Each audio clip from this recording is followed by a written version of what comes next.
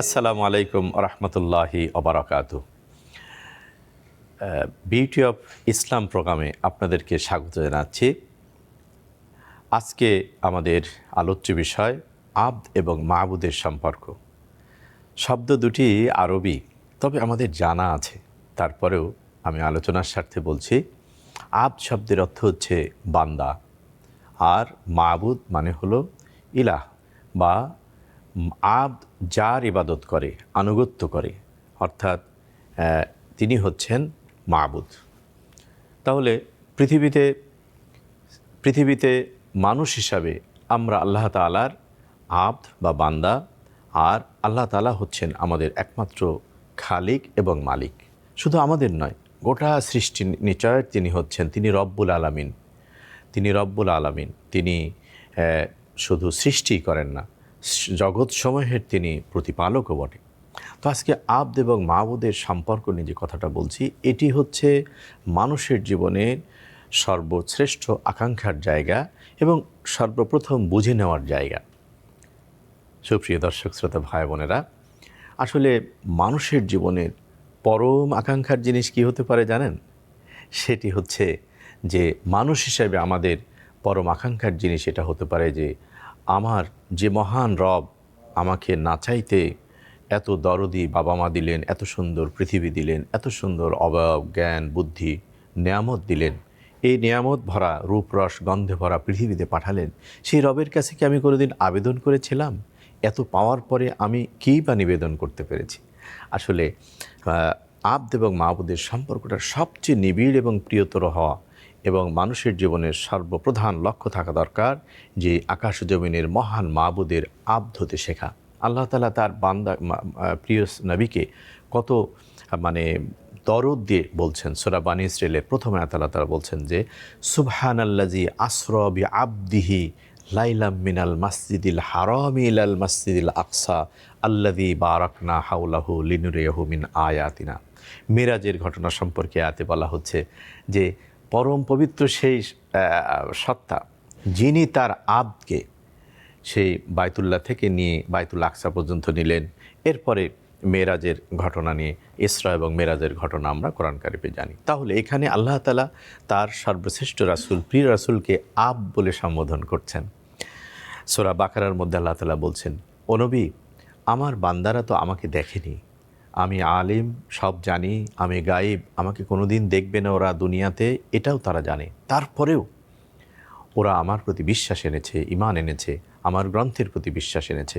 সুতরাং ওয়াইদা সাআলাকা ইবাদি আন্নী ফাইন্নী করিব। ও নবী, আমার বান্দারা যদি তার মহান মাবুদ, প্রিয়তম মাবুদকে সম্পর্কে জানতে চায়, প্রশ্ন করে, ওয়াইজা সাআলাকা ইবাদি, আমার বান্দারা যখন আপনার কাছে আমার ব্যাপারে জিজ্ঞেস করবে, আপনি বলবেন আন্নী ফাইন্নী করিব, যে নিশ্চয় আমি তাদের খুব কাছে আছি। উজিবু দাওয়াতাদ দাঈ ইযা দাআন, তারা যখন ডাকে তখন আমি উত্তর দিই। ফাল ইস্তাজিবু লি ওয়াল ইউমিনু বি, তাদেরও দায়িত্ব আমি যখন ডাকি উত্তর দেয় এবং আমার প্রতি ঈমান আনা। সুবহানাল্লাহ, কত সৌভাগ্য! এই আকাশ জমিনের মহান রব, খালিক ও মালিক, তিনি বলছেন যে আমি যখন যে কেউ ডাকে, আমি ডাকি, আপনি ডাকি, এই মুহূর্তে ডাকেন আল্লাহ, সাথে সাথে আল্লাহ তাআলা আপনার জবাব দিচ্ছেন। প্রিয় উপস্থিতি, কোরআন কারিমে অন্যত্র বলছেন যে ফাযকুরুনি আযকুরকুম, ও আমার বান্দারা তোমরা আমাকে ডাকো, স্মরণ করো, আযকুরকুম, আমি তোমাদেরকে স্মরণ করব। তো একটা নিষেধ করেছেন, সেটা হলো অশকুরুলি, তোমরা আমার প্রতি কৃতজ্ঞ হও, আমি যা দিয়েছি সেটা বুঝতে চেষ্টা করো, কৃতজ্ঞ হও। এরপরে অশকুরুলি ওয়ালা তাকফুরুন, তোমরা কুফরি করো না, আমার কোনো কৃতজ্ঞতাকে, জীবনকে, সম্পদকে, আমার অনুগ্রহকে, সক্ষমতাকে, কোনো কিছু তোমরা অকৃতজ্ঞ হও না।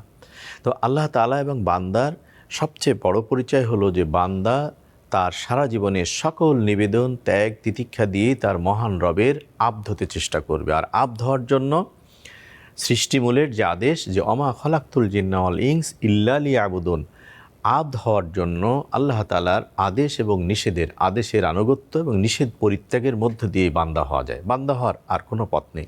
কুল ইন কুনতুম তুহিব্বুনাল্লাহ ফাত্তাবিউনি ইউহিব্বুকুমুল্লাহ, আল্লাহ তাআলা বলছেন যে আমি তোমাদের ভালোবাসতে চাই, আমার বান্দা হিসেবে তোমাদেরকে আমি ভালোবাসা দেব, কিন্তু ইন কুনতুম তুহিব্বুনা আল্লাহ, আল্লাহ বলছেন তোমরা যদি আল্লাহকে ভালোবাসতে চাও তাহলে তার রাসূলকে তোমরা ফাত্তাবিউনি, আমার অনুসরণ করো। নবীজির কে তার জবানের কথা এখানে বলছেন। তো আল্লাহকে ভালোবাসার আব্দ হিসাবে মাহমুদের নিকটতর হওয়ার জন্য নবী সাল্লাল্লাহু আলাইহি ওয়াসাল্লামের আনুগত্যকেই এখানে একমাত্র শর্ত করা হয়েছে, একমাত্র পথ এবং পন্থা বলা হয়েছে।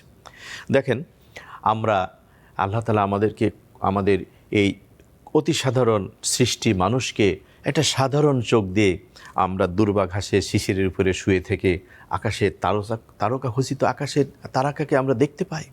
কত যোজন যোজন দূরের আমাদের মাপও নাই সেখানের মহাশূন্যের সৌন্দর্যকে আমরা দেখি আমাদের সাধারণ চোখ দিয়ে। মানুষের এই সক্ষমতা আল্লাহ তাআলা দয়া করে দিয়েছেন, যেহেতু মানুষকে তিনি সম্মানিত হিসাবে হওয়ার যোগ্যতা তার মধ্যে দিয়েছেন, স্বাধীনতা দিয়েছেন ভালো মন্দ করার। সুপ্রিয় দর্শক শ্রোতা ভাই বোনেরা, সালাতের মধ্যে বলছেন আসসালাতু মিরাজুল মুমিনিন। নবীজির ভাষায় হচ্ছে সালাত হচ্ছে তার রবের সাথে তার বান্দা এবং আব্দ এবং মাহবুদের সাক্ষাতের মেরাজ স্বরূপ, সাক্ষাৎ স্বরূপ হচ্ছে সালাত।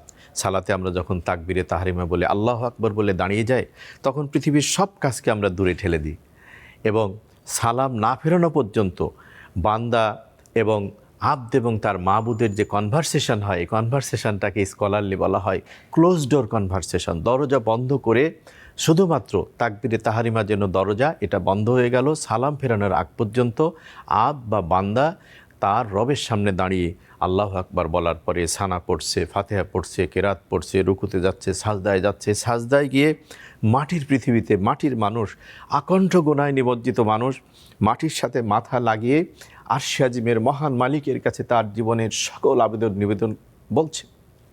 কখনো সুবহান রাব্বিয়াল আলা, কখনো সুবহান রাব্বিয়াল আযীম, কখনো আল্লাহু আকবার, কখনো সামি আল্লাহু লিমান হামিদা।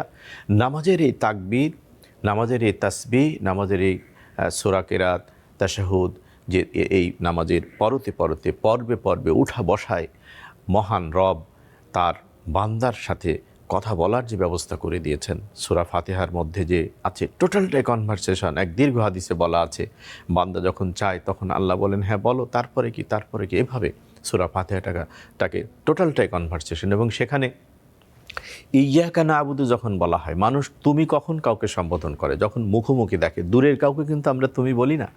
তো আল্লাহ তাআলা আমাদের সূরা ফাতিহায় শিখাচ্ছেন ইয়্যাকা না'বুদু ওয়া ইয়্যাকা নাস্তাইন, ও রব তোমার ইবাদত করছি আমরা, আব্দ হিসাবে তোমার সাক্ষ্য দিচ্ছি আর তোমার কাছে সাহায্য চাচ্ছি, তুমি আমাদেরকে সৎপথ দেখাও, জীবন পথ, সরল পথ দেখাও। তাহলে এই যে তুমি, অর্থাৎ সালাতের দৃষ্টিভঙ্গি হচ্ছে নবী সাল্লাল্লাহু আলাইহি ওয়াসাল্লামের ভাষায় যে তুমি আল্লাহকে দেখছো, আল্লাহ তোমাকে দেখছেন, তুমি আল্লাহকে দেখছো। তুমি যদি না পারো তাহলে এটা মনে করো যে আল্লাহ তোমাকে দেখছেন।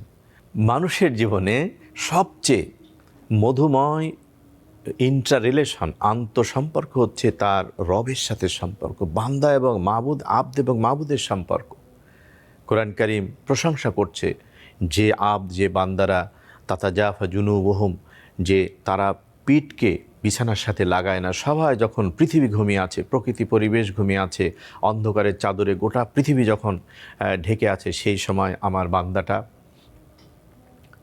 আমার ভালোবাসার জন্য একান্তে তার জীবনের কষ্টের কথা, ব্যথার কথা, আনন্দের কথা, পাওয়ার কথা, না পাওয়ার ব্যথা আমাকে জানানোর জন্য বিছানা থেকে উঠে কখনো রুকুতে, কখনো সাজদায় লুটিয়ে পড়ে আমার কাছে চায়। হাদিস শরীফে এসছে প্রতিদিন মধ্যরাতের পরে আল্লাহ তাআলা প্রথম আসমানে আসেন, শেষ আসমানে আসেন, এসে পৃথিবীকে ডেকে ডেকে মানুষদেরকে বলে কে আছো, কার কী অভাব আছে, কার কী কষ্ট আছে, তোমরা বলো, তোমার রব ক্ষমার জন্য প্রস্তুত। প্রিয় উপস্থিতি, ইন্নাল্লাহা হুয়াত তাওয়াবুর রহিম, আমাদের মহান মাবুদ তার পরিচয় দিচ্ছেন যে নিশ্চিতভাবে তোমাদের রবকে তোমরা আব্দ হিসাবে দেখো না, গোলাম হিসাবে, বান্দা হিসাবে দেখো না, তাতে কিচ্ছু যায় আসে না। তোমাদের সাথে তোমাদের জান্নাতের সর্বশ্রেষ্ঠ নিয়ামত হবে তোমার রবের সাথে তোমাদের সাক্ষাৎ, যেদিন দিদার হবে। তাকে দেখে সেদিন জান্নাতি মানুষেরা কত কালের জন্য হারিয়ে যাবে, জ্ঞান হারিয়ে ফেলবে এই মহান পরমতম যে মাবুদ, তাকে দেখে সেদিন। আর দুনিয়াতে দুনিয়াতে সেই মহান রবের আদেশ যেটা নবীজির মাধ্যমে আমরা পেয়েছি, নবীদের মাধ্যমে পেয়েছি, সেই কোরআন কারিমের আনুগত্যের মধ্য দিয়ে, অনুসরণের মধ্য দিয়ে, সালাত সহ অন্যান্য ইবাদতের মধ্য দিয়ে আমাদের জীবনে যত আদেশ আছে সেই আদেশ পালনের মধ্য দিয়ে, যত নিষেধ আছে সকল নিষেধ থেকে দূরে থাকার মধ্য দিয়ে একজন বান্দা বা প্রতিদিন প্রতিনিয়ত তার মহান রবের নিকটস্থ হয়।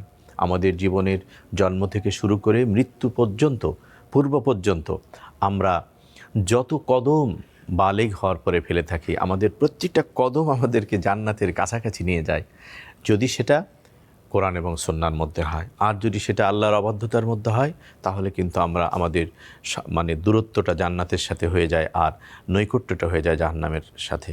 সেই জন্য সুপ্রিয় দর্শক শ্রোতা ভাই বোনেরা, আজকে আমরা আবদ এবং মাবুদের সম্পর্কের যে পবিত্র এবং পরম মানে মধুরতম সম্পর্ক, পৃথিবীতে এর চেয়ে আর কোনো মধুর বা প্রিয়তম সম্পর্ক হয় না, সেটি হচ্ছে আবদ এবং মাবুদের সম্পর্ক।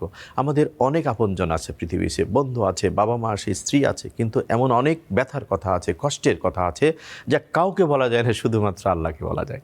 পৃথিবীতে অনেক সময় অনেকে হারিয়ে যায়, কিন্তু সারা জীবন সব সময় জন্ম থেকে মৃত্যু পর্যন্ত যাকে পাওয়া যায় সেটা হচ্ছে মানুষের মহান রব, মহান মাবুদ। সুপ্রিয় দর্শক শ্রোতা ভাই বোনেরা, আমরা আল্লাহ তাআলাকে, তার সুন্দর নাম আছে অলিল্লাহি আসমাউল হুসনা, এই আসমাউল হুসনার মধ্যে আমরা খোঁজ করি আল্লাহ তাআলার গুণের পরিচয় পাব। আর পৃথিবীর সৃষ্টি নিচয়ের দিকে তাকায় দেখি আমার রব কত মহান, কত সুনিপুণ, কত শৈল্পিক, এই জিনিসগুলো দেখেন। আর আমার আপনার জীবনের চা পাওয়ার দিকে মেলান, দেখেন আল্লাহ তাআলা আমাদেরকে কত কৃতজ্ঞ করছেন। এই কৃতজ্ঞতাকে সামনে রেখে আসুন আমাদের মহান মাবুদকে আমরা চিনতে চেষ্টা করি। আমাদের জীবনের একমাত্র লক্ষ্য যেন হয় যে আমরা আল্লাহ তাআলার একনিষ্ঠ আবদ হব, বান্দা হব।